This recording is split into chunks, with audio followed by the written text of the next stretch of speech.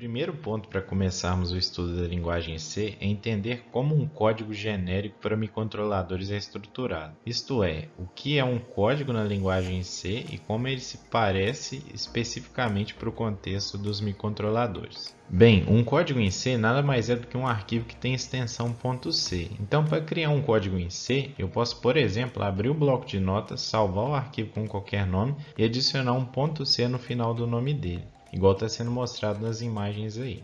Entretanto, o código em C não é interpretado diretamente nem pelo seu computador e nem pelo microcontrolador. Ele precisa primeiro ser traduzido para uma linguagem que o seu sistema vai entender diretamente. Linguagem essa que contém as instruções específicas do seu processador ou do microcontrolador.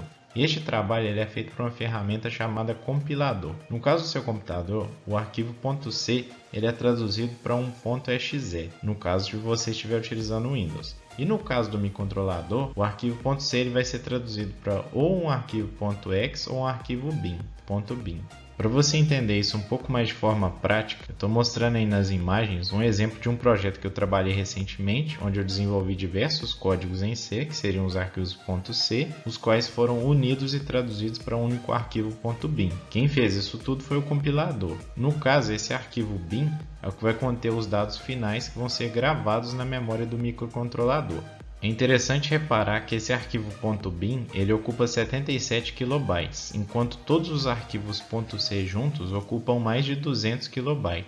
Essa diferença acontece porque as instruções armazenadas no arquivo .bin são comandos mais simples e enxutos de certa forma do que as instruções que a gente escreve no código dos arquivos .c. Outro motivo para isso é que o compilador, na hora de fazer a tradução, ele otimiza e simplifica algumas etapas do código. Além disso, outro ponto interessante de comentar é que normalmente em um projeto a gente cria um arquivo principal com o nome main.c e os outros arquivos vão ser auxiliares que vão conter comandos para, por exemplo, ler sensores, controlar displays, acionar motores e entre outros casos. Certo, e existe outro tipo de arquivo importante na linguagem C, que é o .h. Esse tipo de arquivo é também chamado de header ou cabeçalho, por isso o nome .h. Veja na imagem os arquivos de cabeçalho do mesmo projeto que eu mostrei anteriormente. Eu não mostrei eles antes para simplificar o exemplo, mas todo projeto que envolve múltiplos arquivos .c exige também o uso de arquivos de cabeçalho. E eu não pretendo explicá-los agora porque a gente precisa entender alguns conceitos da linguagem C antes, mas saiba que eles existem e são importantes.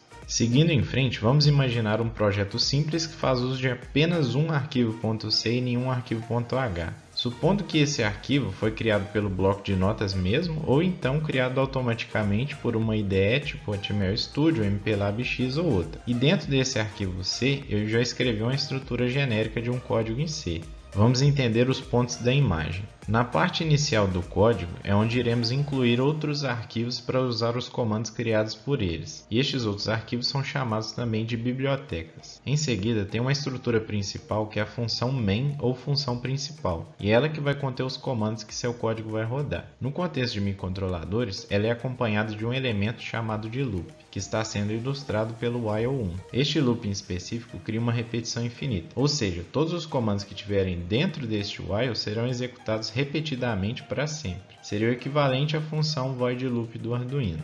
E o espaço fora, que está acima deste loop, pode ser usado para colocar comandos de inicialização, isto é, comandos que serão executados só quando o microcontrolador for ligado. Seria o equivalente à função void setup do Arduino. A título de curiosidade, por trás da mágica do código do Arduino, ele vai implementar sim uma função main, e o formato dela é algo do tipo que está sendo mostrado na imagem. Primeiro ele inclui uma biblioteca com outros comandos que ele utiliza, por exemplo digital write, pinmode e por aí vai. Na parte de inicialização ele chama a função setup, que é a que a gente usa no código que criamos, e dentro do loop infinito ele chama a função loop, que é aquela função onde a gente coloca os códigos que devem ser rodados para sempre. Outra curiosidade é que o Arduino cria um arquivo .ino e não um arquivo .c, e mesmo assim você consegue escrever um código em C nele, ou um código em C++. Mas isso acontece porque antes do código passar pelo compilador de fazer a tradução, a ideia do Arduino converte esse arquivo para .cpp, que é um arquivo típico da linguagem C++, que também possui praticamente todos os comandos da linguagem C. Igual está sendo mostrado aí, eu salvei um código de Arduino com o nome de teste, e depois de compilar, ele foi convertido para teste.ino.cpp.